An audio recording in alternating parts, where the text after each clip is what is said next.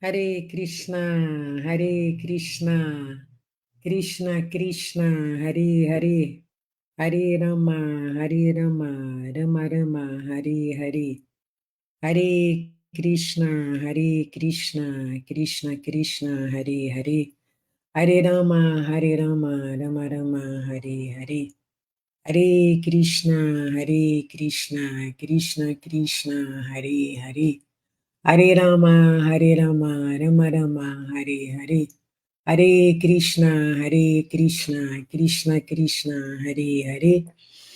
Hare Rama, Hare Rama, Rama Rama, Hare Hare. Hare Krishna, Hare Krishna, Krishna Krishna, Hare Hare. Hare Rama, Hare Rama, Rama Rama, Hare Hare. Hare Krishna, Hare Krishna, Krishna Krishna, Hare Hare. Hare Rama, Hare Rama, Rama Rama, Hare Hare. Hare Krishna, Hare Krishna, Krishna Krishna, Hare Hare. Hare Rama, Hare Rama, Rama Rama, Hare Hare. Hare Krishna, Hare Krishna, Krishna Krishna, Hare Hare. Hare Rama, Hare Rama, Rama Rama, Hare Hare. Então, bom dia a todos que vão chegar por aí. Meu nome é Sundarangi Devidasi, eu sou discípula de Purusharthaya Swami, e recebi um convite da ISKCON Rio para fazer a leitura de alguns versos do Srimad Bhagavatam, e vim aqui para fazer isso. E também estou transmitindo aqui pela minha página do Instagram. Eu gostaria de pedir, o Marcelo Magalhães entrou, aí aqui na página da ISKCON Rio, eu pediria a você, por gentileza, que me dissesse se está me ouvindo bem e se está me vendo bem também, tá? Bom, antes da gente fazer a leitura, eu vou cantar uma canção que nosso mestre Srila Prabhupada costumava cantar antes das aulas. Quem souber, pode me acompanhar.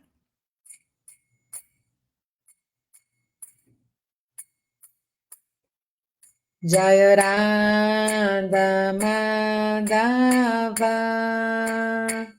Kunja Bihari Jaya Radha Madhava Kunja Bihari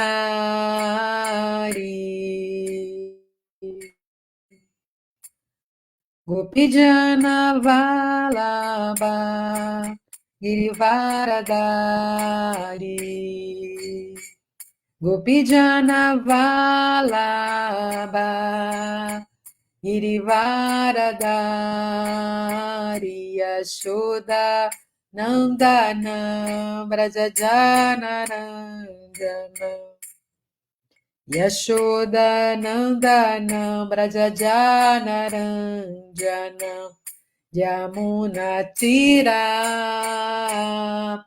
Vanachari Yamuna Tira Vanachari Jaya Radha Madhava Kunja Bihari Jaya Radha Madhava Kunja Bihari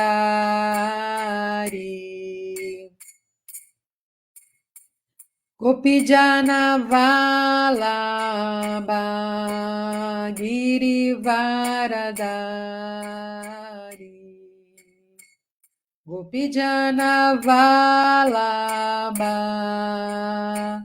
Girivaradari Yashoda Nandana Brajajana Ranjana Yashoda Nandana Brajajana Ranjana Jamuna Tira Vanachari Yamunachira Vanachari Jayarada Madhava Kunja Bihari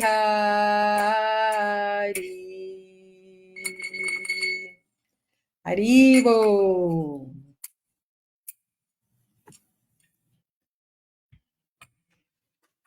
Então, Haridashana, Dasa, Shila Prabhupada aqui, Jai, minhas reverências também, Prabhu. E Hare Krishna, bom dia também, Marcelo Magalhães, obrigada aí pelo seu retorno. Eu vou colocar aqui para a gente o texto de hoje, e vou compartilhar aqui a tela.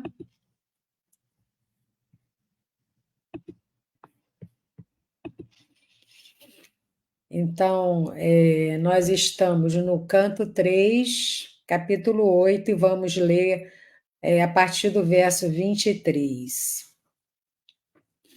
Om Namo Bhagavate Vasudevaya. Om Namo Bhagavate Vasudevaya. Om Namo Bhagavate Vasudevaya. Narayana Namaskritya Naranchaiva Narottamam Devim Saraswatim Vyasam Tato Jayam Udirayet. Antes de recitar este Srimad Bhagavatam, que é o verdadeiro meio de conquista, deve-se oferecer respeitosas reverências à Suprema Personalidade de Deus, Narayana, a Nara Narayana Rishi, o ser humano supremo.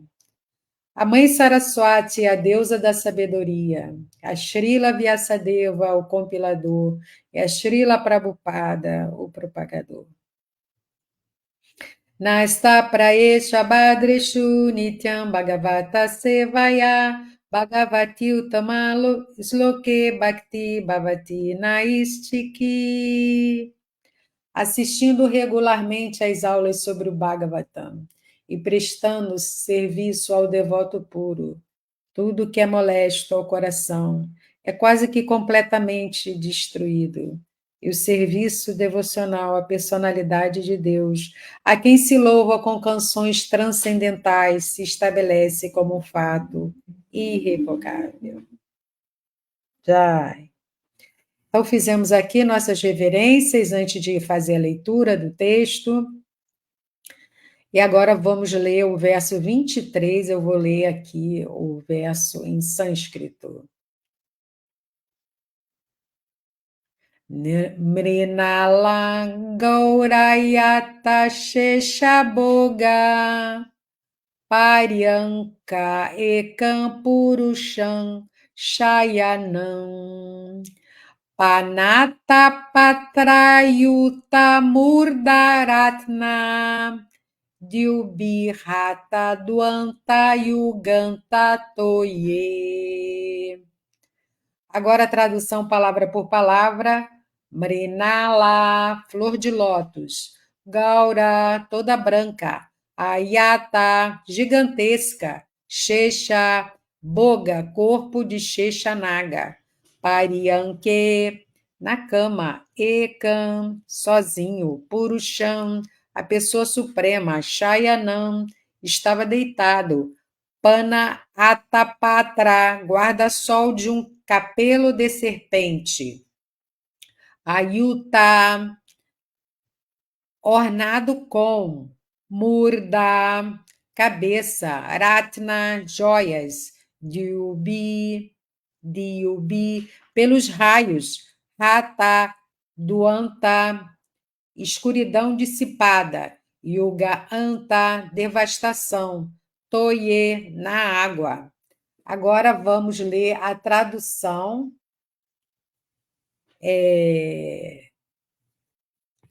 Vamos ler a tradução desse verso. A tradução desse e dos outros versos que eu vou ler, né? E os comentários são dados pelo nosso mestre A.C. Swami Prabhupada. Não, A.C. Bhaktivedanta Swami Prabhupada. Jaya Prabhupada. Então, vamos lá. É a tradução. Brahma pôde ver que havia na água uma gigantesca cama branca semelhante ao lótus, o corpo de Sheshanaga, onde a personalidade de Deus estava deitado sozinho. Toda a atmosfera era iluminada pelos raios das joias que enfeitavam o capelo de Sheshanaga. E essa iluminação dissipava toda a escuridão daquelas regiões. Vamos ao próximo verso 24, em sânscrito. Priksham kshipantam haritopaladre sandhyabraniver urukma murdinaha Ratnodadaraushadi Salmanasya Vanashrajovenu Bujan Gripangre. Vamos agora, as palavras são difíceis aqui, né? Vamos ver agora a tradução palavra por palavra. Preksham, o panorama. Kshipantam, ridicularizando. Harita, verde. O Pala, coral. Adre, do inferno. Sandhya Abranive, da roupa do céu vespertino. Uru, grande. Rukma, ouro. Murdinaha, no cume. Ratna, joias. O Dadara, cascatas. Aushadi, ervas. Salmanácia, do cenário. Vana Shrajaha, guirlanda de flores. Venu, roupa. Buja, mãos. Angripa, árvores. Angre, pernas. Agora, a tradução do verso. O brilho do corpo transcendental do Senhor ridicularizava a beleza da montanha de coral. A montanha de coral é muito belamente vestida pelo céu vespertino, mas a roupa amarela do Senhor ridicularizava sua beleza. Há ouro no cume da montanha, mas o elmo do Senhor, ornado com joias, o ridicularizava. As cascatas, ervas, etc., da montanha, como um panorama de flores, pareciam guirlandas, mas o gigantesco corpo do Senhor e suas mãos e pernas, decorados com joias, ridicularizavam a cena da montanha. Agora, comentário do nosso mestre, Srila Prabhupada. A beleza panorâmica da natureza que nos enche de espanto pode ser considerada um reflexo pervertido do corpo transcendental do Senhor. Aquele, portanto, que é atraído pela beleza do Senhor não é mais atraído pela beleza da natureza material, embora não menospreze sua beleza. Na Bhagavad Gita 2,59, descreve-se que aquele que é atraído pelo Param, o Supremo, não se atrai mais por nada inferior. Agora vamos ao último verso de hoje, o verso 25.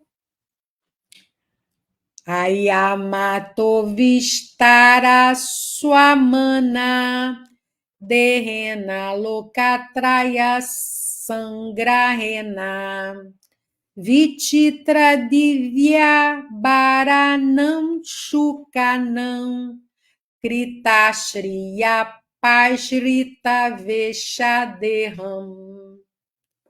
Muito bem, agora vamos à tradução palavra por palavra. Ayamataha, em comprimento, Vistaraha, em largura, Swamana. Swamana por sua própria dimensão. Dehena pelo corpo transcendental. Lokatraya, os três, superior, intermediário e inferior, sistemas planetários. Sangrahena, pela absorção total. Vititra, variegado. Divya, transcendental. Abarana, Amishukanam, raios dos ornamentos. Krita, Shriya, Apashrita, beleza criada por essas roupas e ornamentos. Vesha, vestido. Derram, corpo transcendental. Agora vamos à tradução. Seu corpo transcendental ilimitado em comprimento e largura ocupava os três sistemas planetários, o superior, o intermediário e o inferior.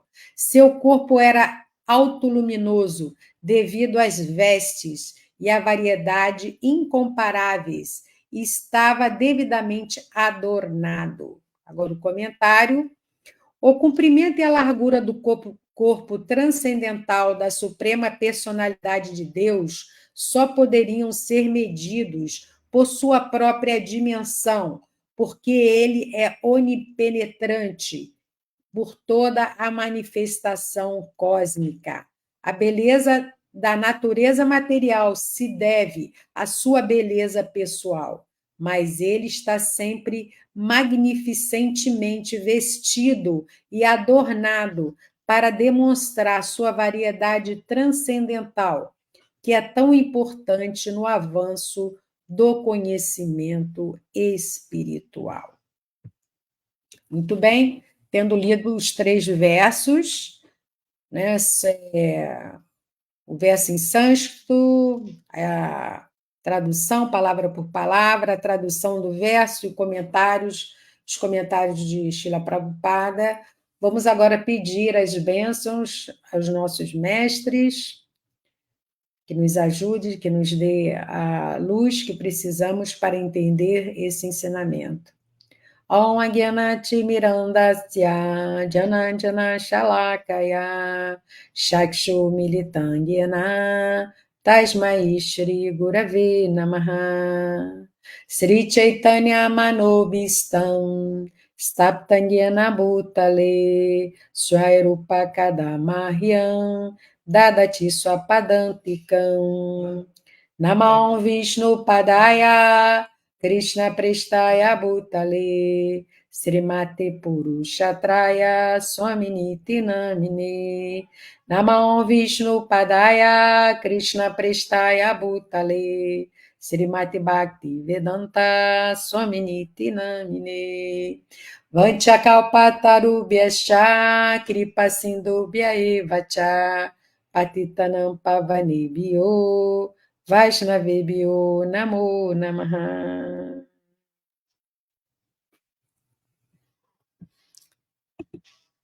Então, deixa eu ver aqui quem que entrou depois, que eu já tinha cumprimentado. Sérgio Azevedo, Hare Krishna. Marcos Hanuman, Hare Krishna, minhas humildes reverências também. Jai Shila Prabhupada, um bom dia. Então, nós acabamos de ler esses 3 versos. Eu gostaria da ajuda de vocês, porque eu costumo fazer as aulas fazendo perguntas, para a nossa aula ficar assim, mais dinâmica. Então, durante o discorrer aqui dos assuntos, eu vou colocar algumas perguntas para vocês e gostaria que vocês me ajudassem participando. Bom, então, nós recebemos um tema para essa aula. O tema está no comentário do verso 24, comentário de Srila Prabhupada, que diz assim: aquele que é atraído pela beleza do Senhor não é mais atraído pela beleza da natureza material. Antes de entrarmos nos versos propriamente ditos, que acabamos de ler, os versos 23, 24 e 25 desse capítulo 8, vamos entender um pouco sobre o contexto, né, desses versos, né, que nós chegamos até aí. Eu vou ver aqui com. Era isso um instantinho. O título desse capítulo é Brahma, capítulo 8, né? Brahma manifesta-se de Garbhodakashaya, Garbhodakashaya e Vishnu, que é uma manifestação plenária, né, do Senhor Krishna. Uma das 3 manifestações, né? Mahavishnu, Garbhodakashaya Vishnu e Karanodakashaya Vishnu. Então,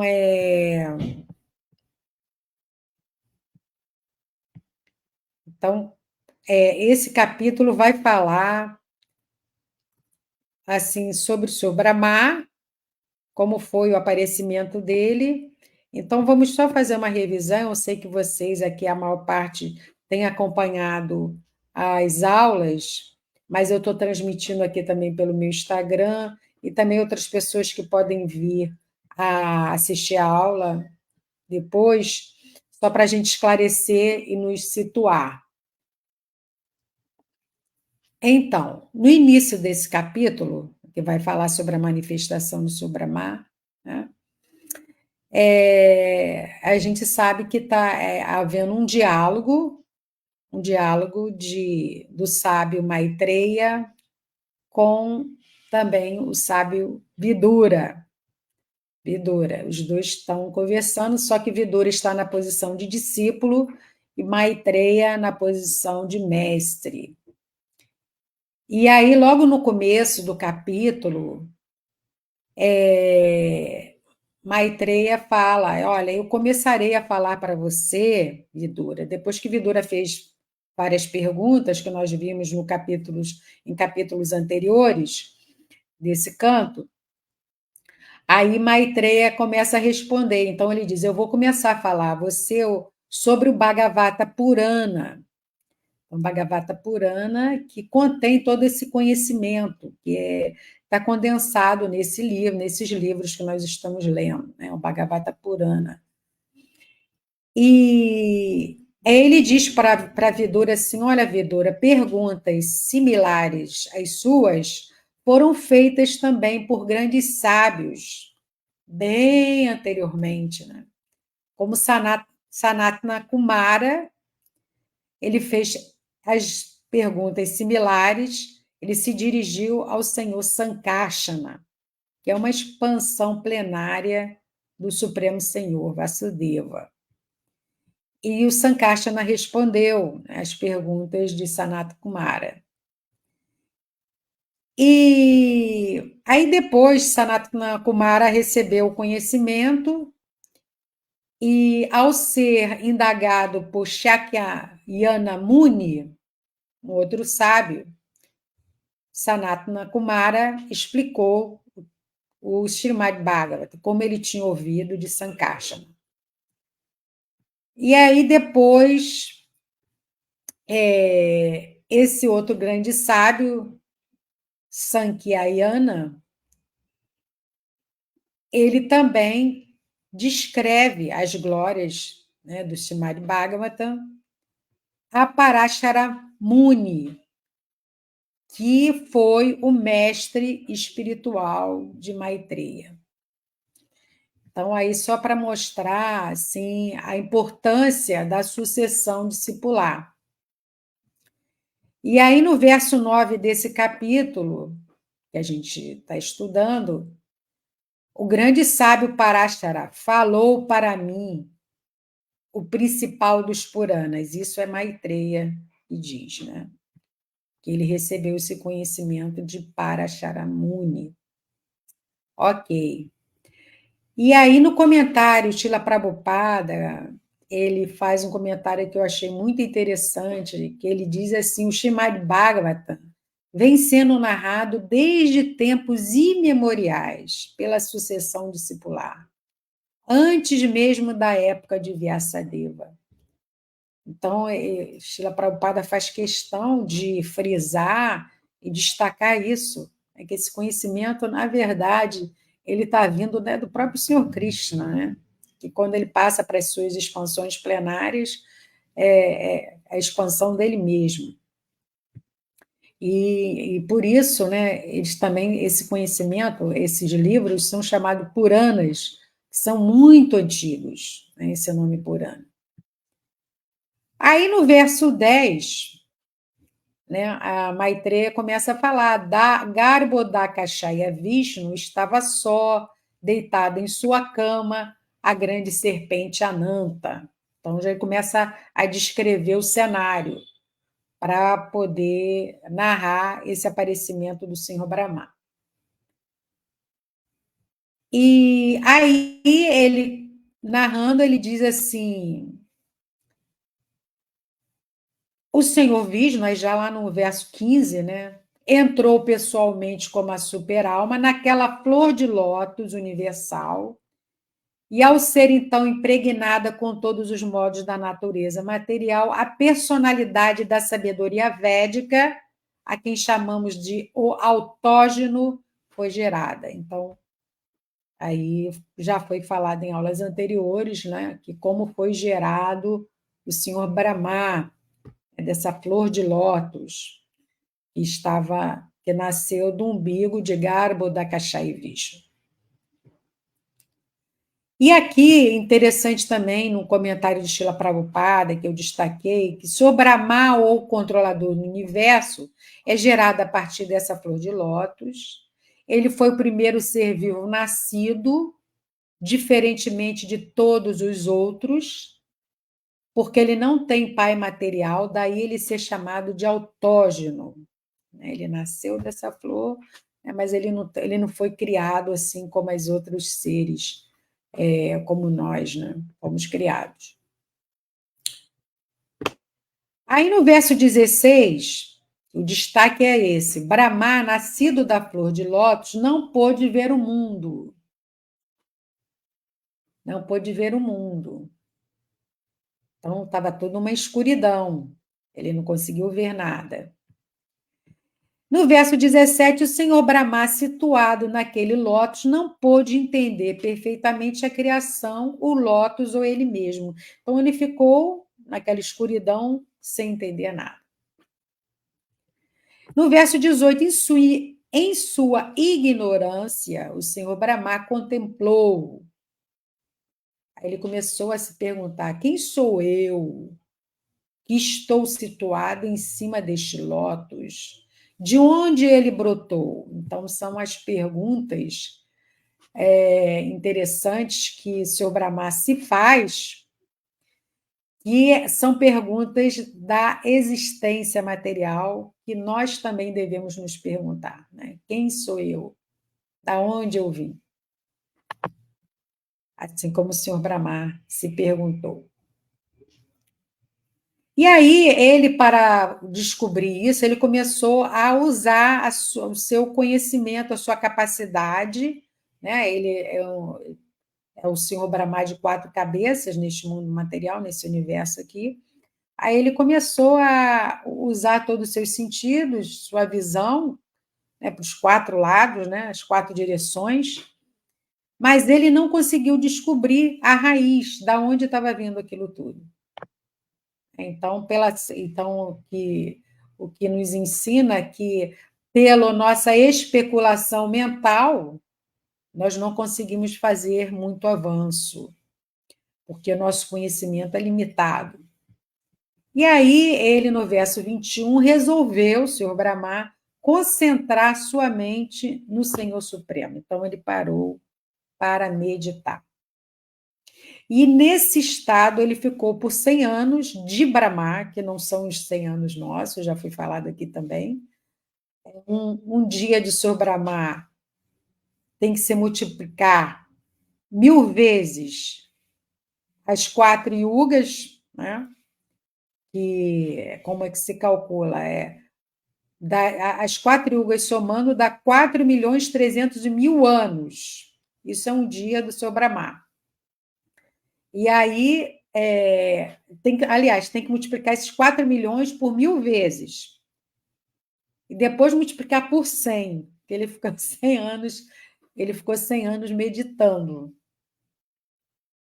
E encerrou sua meditação. Quando ele passou os 100 anos, ele encerrou sua meditação e aí ele recebeu o conhecimento necessário.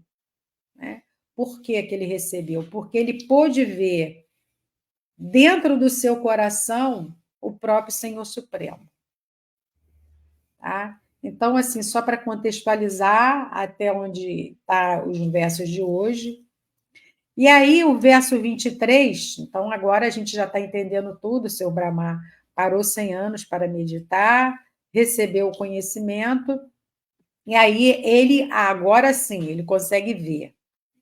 Aí ele pôde ver, aí é o 23, que é o de hoje, que havia na água uma gigantesca cama branca semelhante ao lótus, o corpo de Sheshanaga, onde a personalidade de Deus estava deitado sozinho. Toda a atmosfera era iluminada pelos raios das joias que enfeitavam o capelo de Sheshanaga, e essa iluminação dissipava toda a escuridão daquelas regiões. Então, a primeira pergunta que eu faço para vocês a primeira visão do seu Brahma, ele viu que havia uma água e dentro dessa água havia uma gigantesca cama branca, semelhante ao lótus, e era o corpo de Sheshanaga. A pergunta é: quem é Sheshanaga? Eu pergunto para vocês. Se vocês souberem, e se aqui no meu Instagram também, quem souber pode responder. Quem é Sheshanaga? Que foi essa primeira visão do Senhor Brahma, depois de 100 anos de meditação. Agora, interessante que estava tudo uma escuridão, e aí ele pôde ver, ou seja, a nossa visão ela só acontece quando há luz. Se você está na escuridão, você não consegue ver, né? Não consegue ver assim, exatamente o que está acontecendo ali. Mas quando há luz, você consegue enxergar e consegue ver. Assim como cada amanhecer, se vocês prestarem atenção, quem costuma acordar bem cedinho no Mangalarati, vê que está tudo escuro. E com a nossa visão, assim, é difícil de perceber exatamente as coisas como são. Mas conforme vai chegando o sol, vai chegando a luz do sol, vai clareando, vai trazendo claridade e você consegue perceber as coisas como elas são. Isso é assim, uma experiência simples que a gente pode ter dentro da nossa própria vida, nosso dia a dia. E aí eu ressaltei isso porque aqui Krishna e suas manifestações são como o sol, né? Isso o próprio Srimad Bhagavatam afirma isso. Então, retirei lá do Srimad Bhagavatam, canto 7, capítulo 13, 22, dizendo assim: Narayana, a suprema personalidade de Deus, que é pleno de todas as opulências, é predominante no âmago de teu coração, porque és um devoto puro. Ele sempre afasta toda escuridão e ignorância, assim como o sol dissipa a escuridão do universo.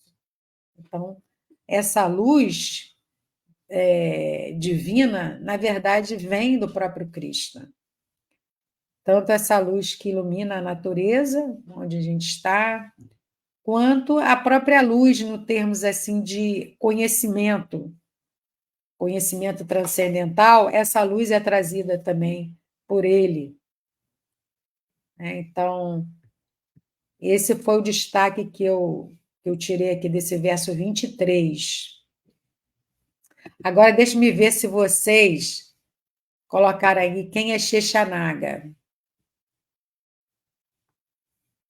A Eule Martins, bom dia, Hare Krishna. Rama Shakadasa, bom dia, Hare Krishna, minhas reverências.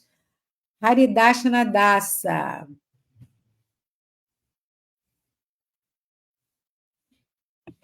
Haridashana Dasa, não sei se essa é a resposta, Shankashana ou Balarama, que são expansões do Senhor Krishna, expansões, né, plenárias. Agora, Marcos Hanuman, Sheshanaga, ele faz uma pergunta. Sheshanaga é uma expansão do Senhor Balarama? Sim. E aí, vamos lá. Sheshanaga é a gigantesca forma de Anantadeva, que também é conhecido como Shesha. O senhor Anantadeva, ou Sheshanaga, estava na forma de uma enorme serpente com milhares de cabelos. Então, Garbhodakasha e Vishnu estava deitado, né? E a Sheshanaga serve como cama para ele. Então, a gente sabe que o senhor Balarama ele é essa expansão de Krishna para poder servir Krishna, o próprio Krishna. Então, todos os utensílios que Krishna utiliza para viver, para se manifestar, né, para a gente, é o próprio Senhor Balarama que está ali manifestado, né, servindo ele. Bom, agora vamos para o verso 24. O verso 24. O brilho do sol, então vou falar literalmente o verso. O brilho do sol, não, o brilho do corpo, desculpe, o brilho do corpo transcendental do Senhor, quer dizer, do Senhor Garbhodakasha e Vishnu, né? Ridicularizava a beleza da montanha de coral.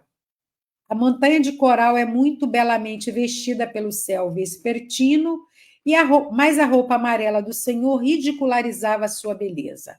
Há ouro no cume da montanha, mas o elmo do Senhor, jornado com joias, o ridicularizava.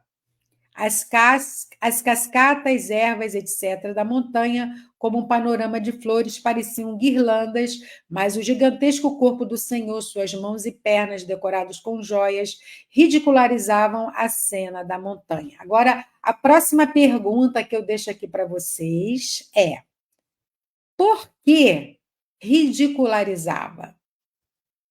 Por que o brilho do corpo transcendental do Senhor ridicularizava a beleza da montanha de coral? O que vocês acham?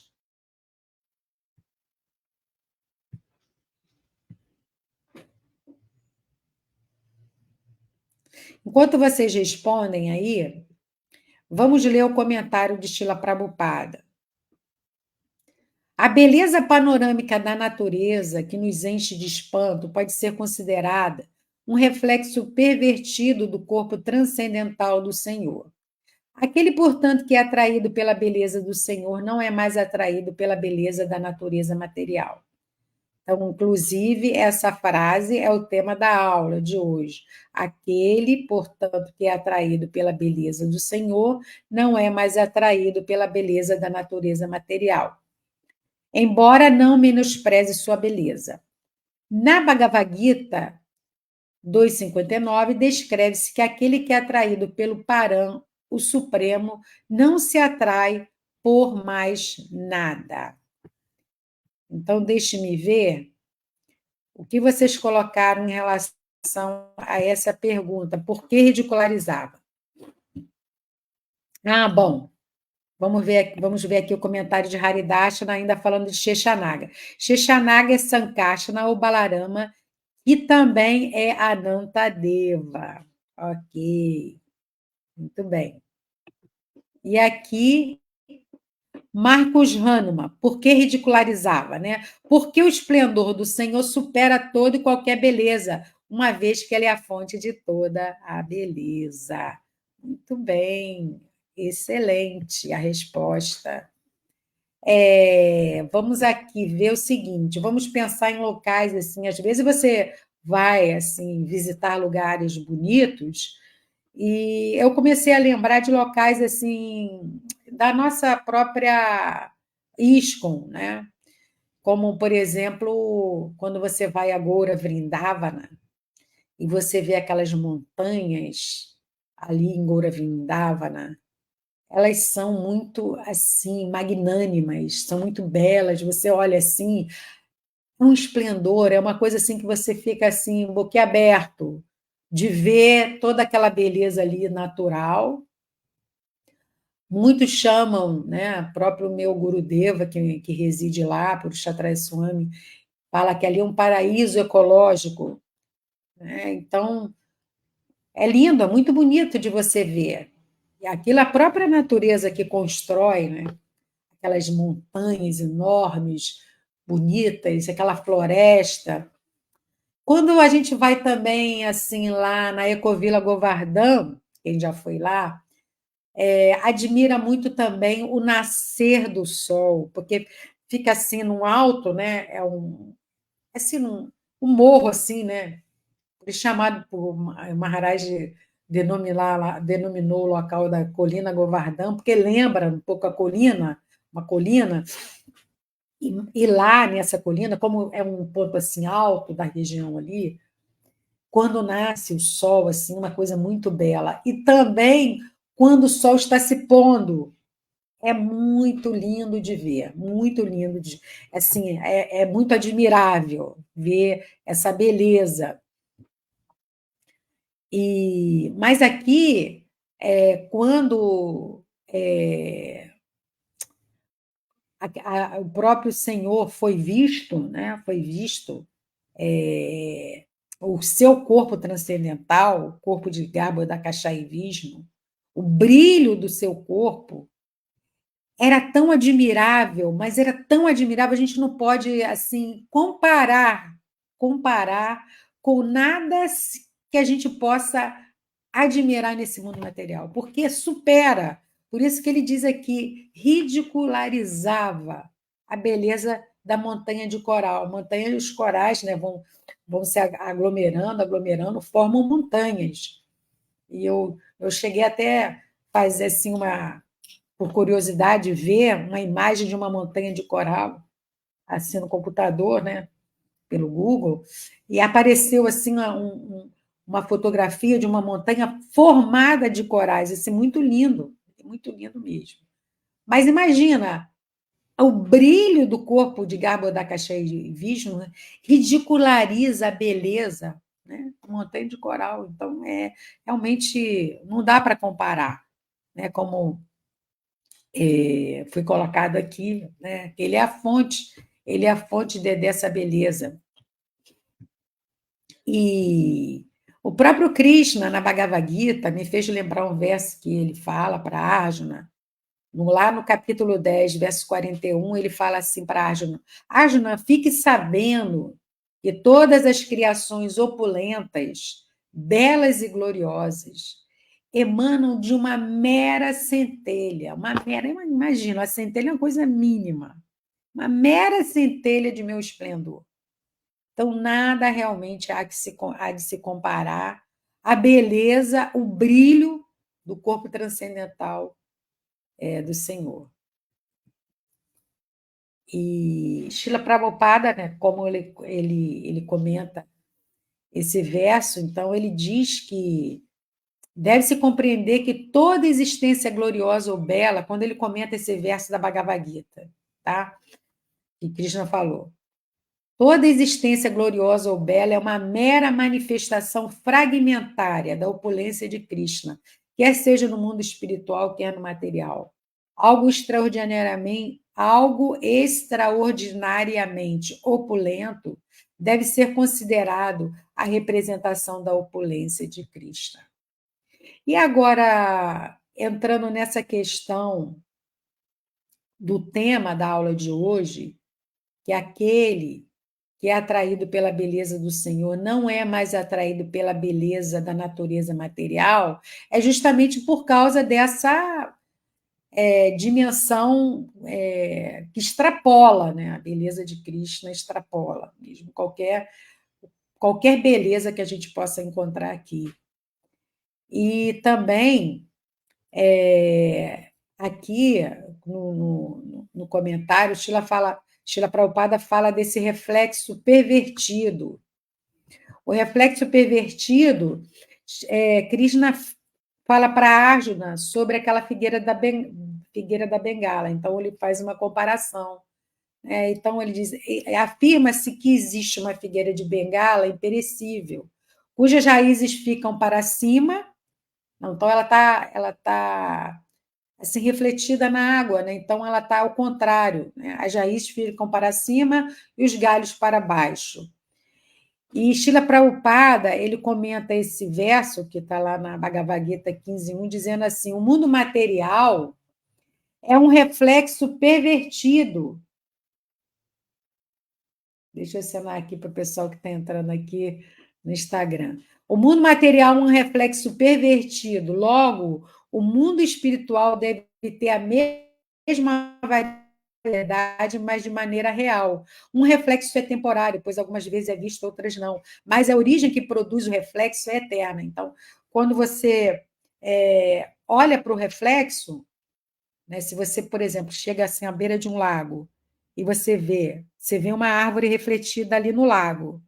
Aquela imagem que você está vendo no lago, ela não assim, ela é real, mas ela é temporária. A partir do momento que você sair dali, quer dizer, aí você não vai ver mais aquele, né? Porque ou então se a árvore, né, o galho cai, qualquer coisa, não vai ser a mesma coisa, né? Então, ela está refletindo a origem dela, que é real. Então, esse mundo material, ele está refletindo as belezas que existem no mundo espiritual, mas é um reflexo temporário, né? Agora, a origem que produz esse reflexo, ela é eterna.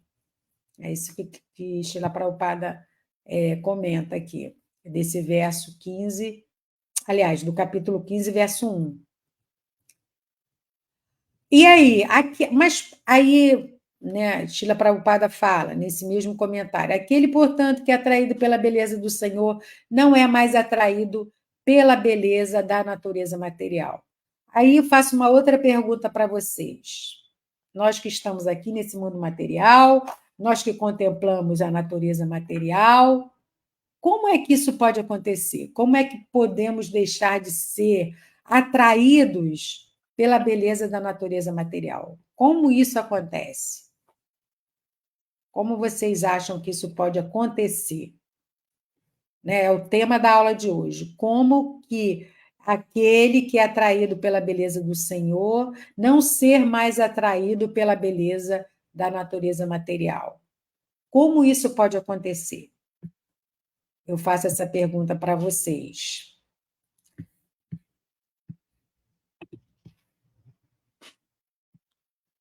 Aí, agora, eu vou ler também aqui um comentário de Haridashna.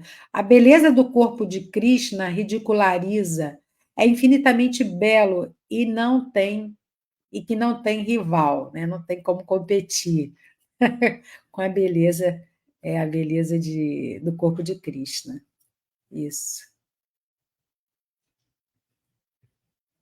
Ah, bom, Marcelo já respondeu aqui a pergunta: como é que isso pode acontecer? Como a gente pode deixar de ser atraído pela beleza da natureza material depois que nós conhecemos a beleza de Cristo? Aí ele colocou aqui, experimentando um pouco dessa beleza da luz de Krishna. Marcos Hahnemann, realizando conhecimento sobre o Senhor Krishna. Muito bem, todos estão certos. Mas vamos ver aqui, assim, um verso. Aí eu peguei esse verso que é citado por Srila Prabhupada no comentário, que é o verso 59 do capítulo 2. Esse verso diz assim: a alma encarnada pode restringir-se do prazer dos sentidos, embora o gosto pelos objetos dos sentidos permaneça. Porém, interrompendo tais ocupações, ao experimentar um gosto superior, ela fixa-se em consciência.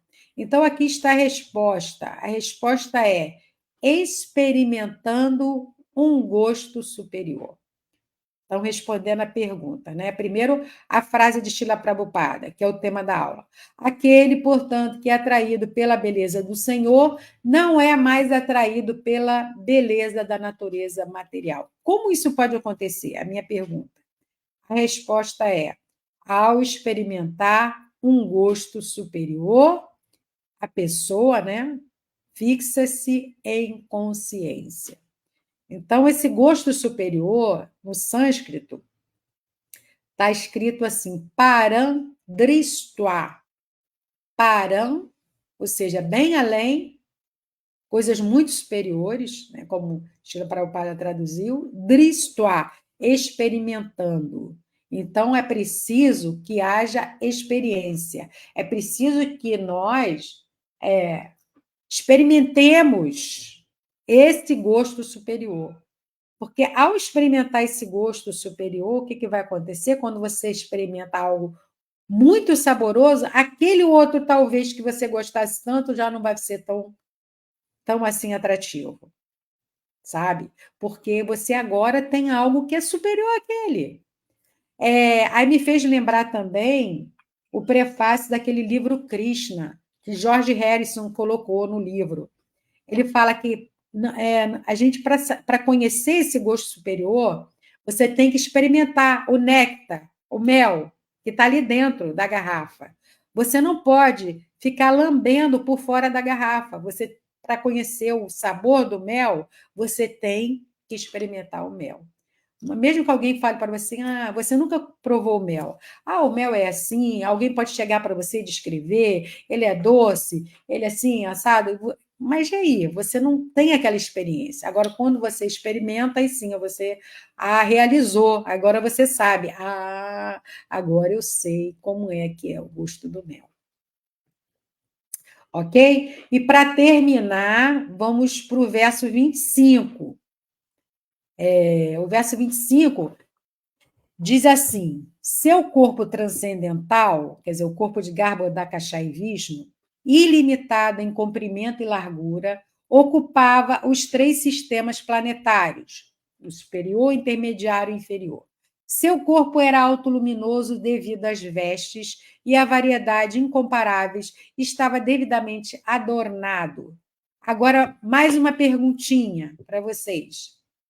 Quais são esses 3 sistemas planetários? Está dizendo que o corpo transcendental de Garbhodakasha e Vishnu ocupava os 3 sistemas planetários. Quais são eles? Deixa eu ver se vocês colocaram aqui alguma.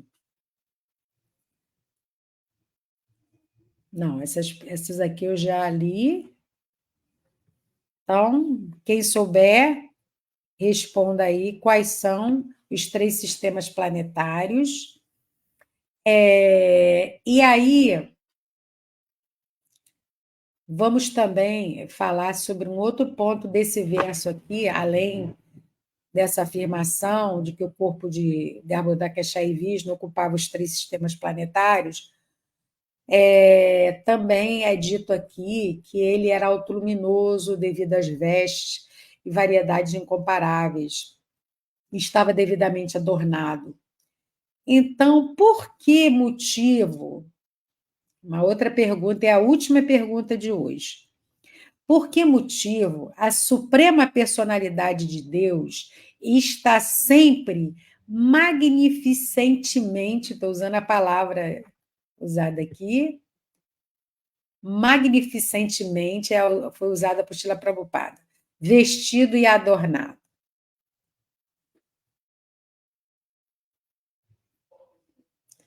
O comentário de Srila Prabhupada para esse verso, ele diz assim: o comprimento e a largura do corpo transcendental da Suprema Personalidade de Deus só poderiam ser medidos por sua própria dimensão, porque ele é onipenetrante por toda a manifestação cósmica.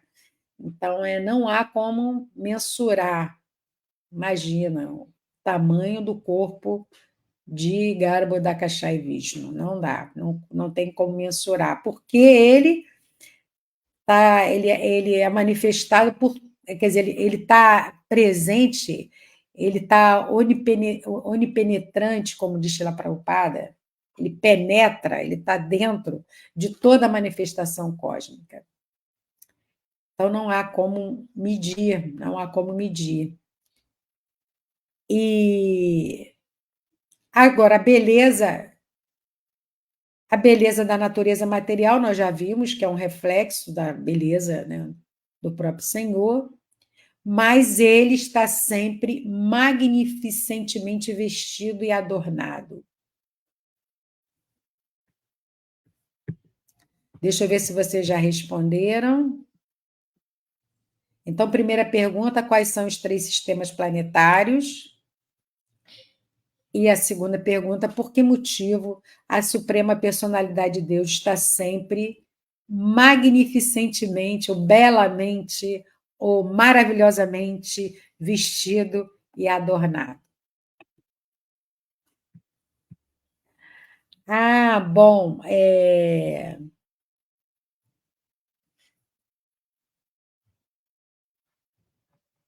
vamos ver aqui. Fernanda Araújo da Silva.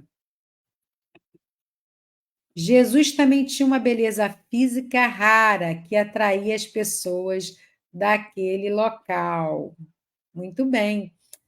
E assim, todos os seres que estão conectados, né, com o ser divino, com a suprema personalidade de Deus, também recebe essa beleza que vem dele, né? Ele é a fonte.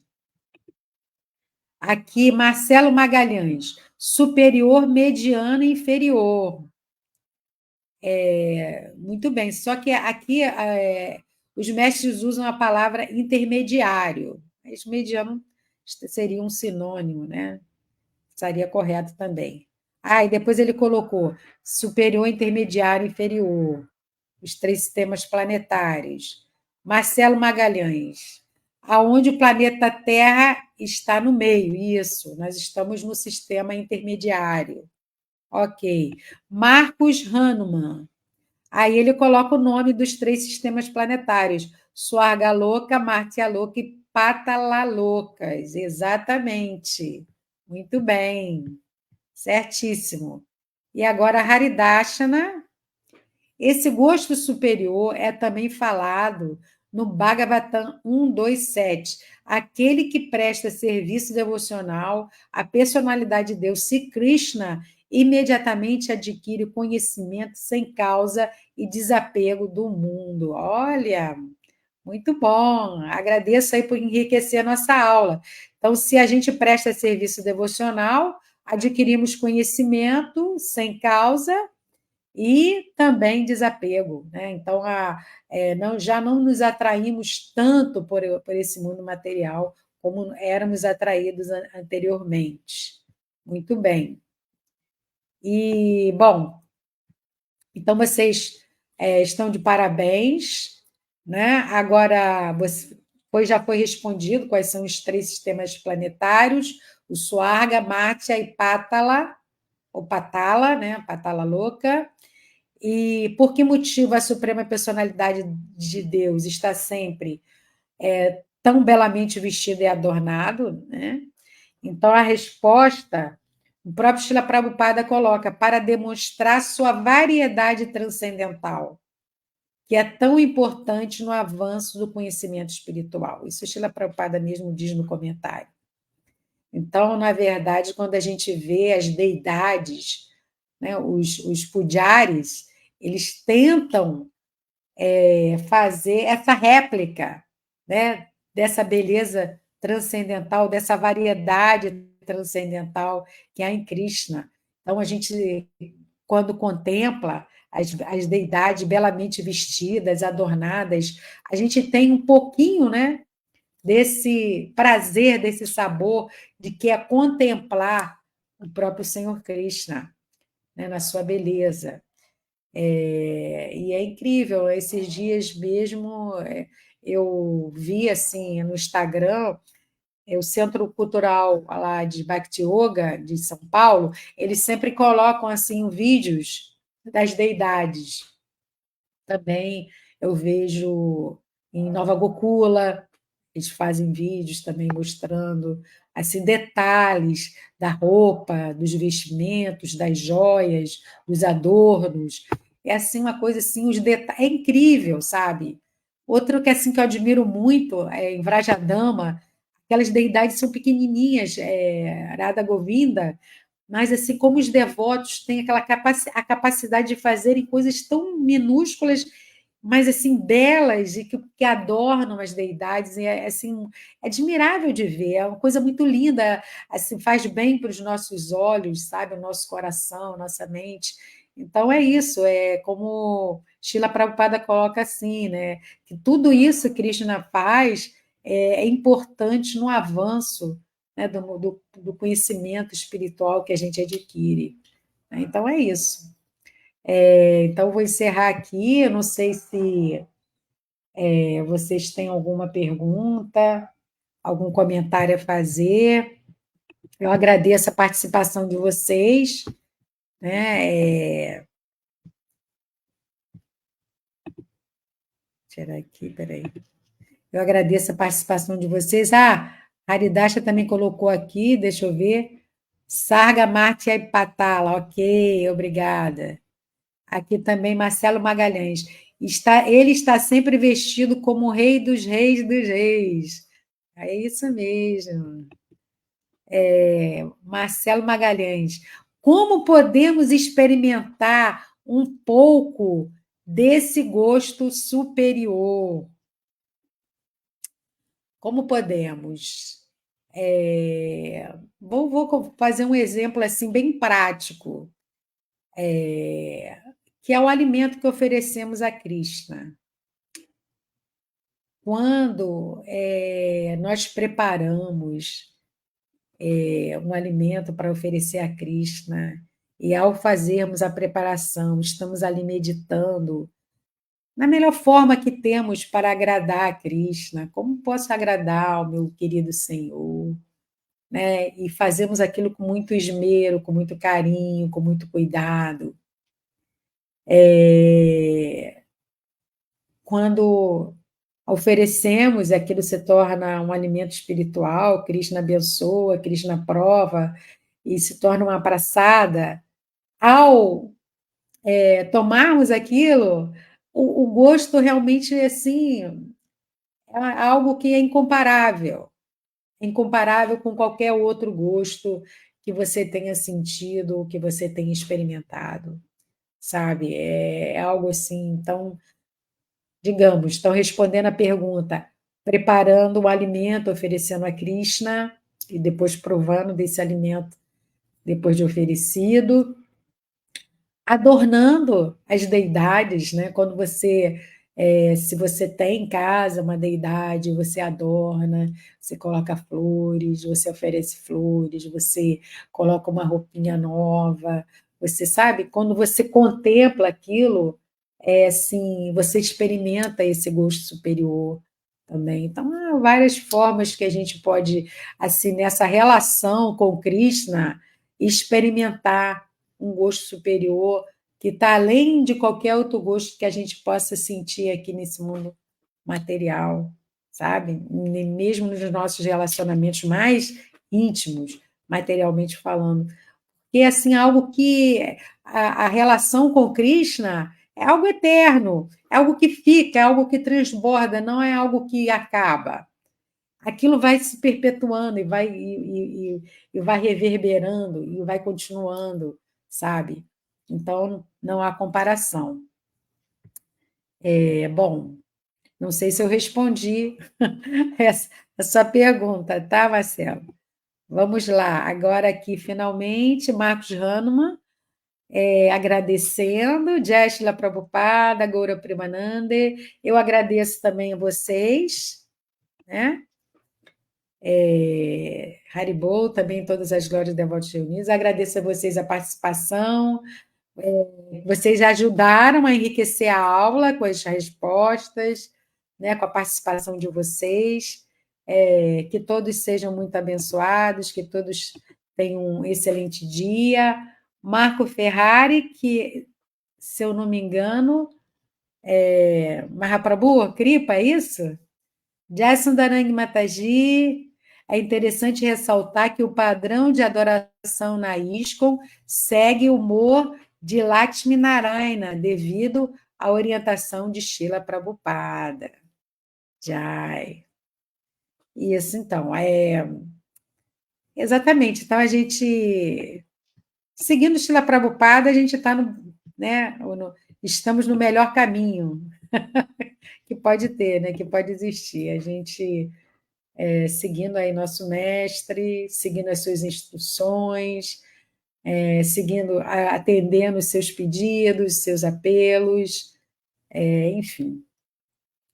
Só temos a agradecer muito a ele por ele ter sido tão misericordioso conosco, ter trazido esse conhecimento para nós, ter traduzido esse livro, enfim, até o fim da sua vida, ele ficou traduzindo o Srimad Bhagavatam até onde ele pôde, e nós somos eternamente gratos a Srila Prabhupada. E gratos a todos vocês, e Krishna possa abençoar todos nós. Hare Krishna, Hare Bol.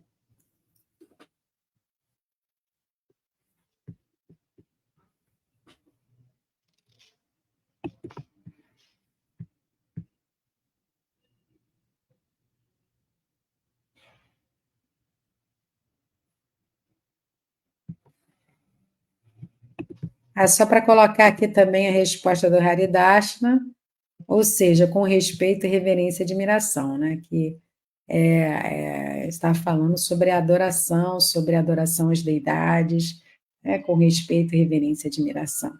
Haribol. Então, vamos terminar aqui. Agradeço a todos. Haribol.